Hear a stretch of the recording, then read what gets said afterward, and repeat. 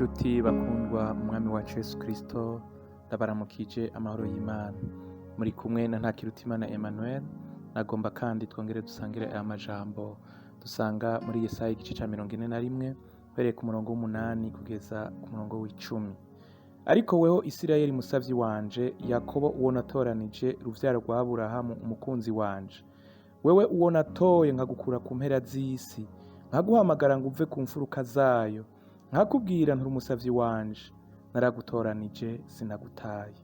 Ntutinye kuko ndi kumwe nawe, ntukihebure kuko ndi Imana yawe.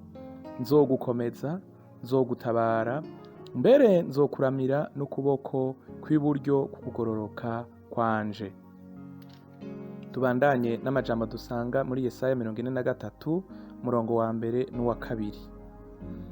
Ariko none uku ni kuhoraho agize, uwakuremye yewe Yakobo, kandi akakubumba yewe Isirayeli, ati ntutinye kuko nagucunguye, naraguhamagaye izina uri uwanje. Niwaca mu mazi nzoba ndi kumwe nawe, no mu nzuzi ntizizokurengera. Niwaca mu muriro ntuzosha, kandi n'urubeya ntiruzokubabura. Imana ishimwe.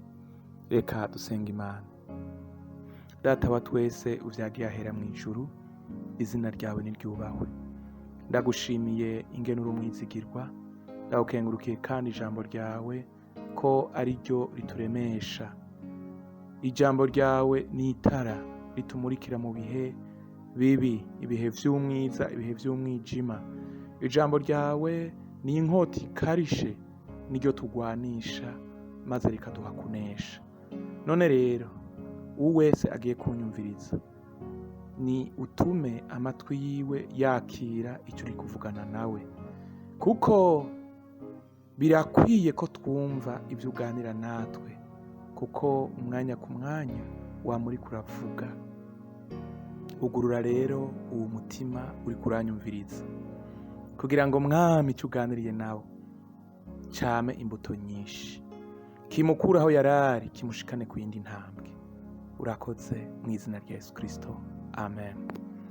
Aya majambo duheje gusoma yavuzwe n'Imana ubwayo, iyacishije muvugishwa nayo Yesaya. Irabwira Yakobo iti yewe Yakobo, reka gutinya, ndi kumwe nawe. Reka kugira ubwoba, naragutoye, nagukuye kure ku mpera z'isi, ndaguhamagara ngo uve ku mfuruka zayo. Uri umusavyi wanje, naragutoranije, ndi kumwe nawe, ntukihebure.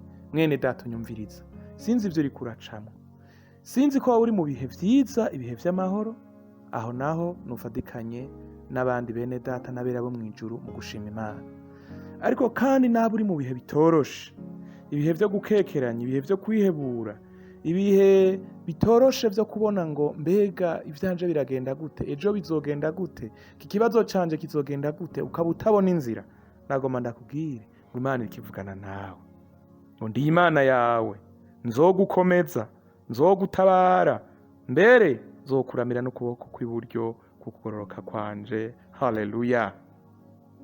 Irongera iramubwira iti niwaca mu mazi nzoba ndi kumwe nawe. Haleluya. Iyo Mana yacu ibana natwe mu bihe vyose. Ndibuka Yesu ubwiwe abwiye intumwa ngo tujabuke tuje hakurya, baja mu bwato, bari mu nzira, ikiyaga n'umuyaga, inkubi y'umuyaga iba nyinshi, nawe ngo araryama arisinzirira. Bamutakambiye arahaguruka, azibiza ingunza n'ikiyaga, arabibwira ngo hora ceceka.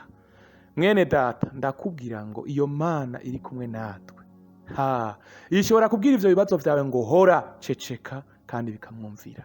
Kandi niko vyagenze, baraheza barajabuka mu kiyaga, habaye agahwekere, baravugana ngo mbega uwu n'umuntu ki, umuyaga n'ikiyaga ko bimwumvira. Nguwo turi kumwe, nguwo uri kumwe nawe mwene data, rema rema.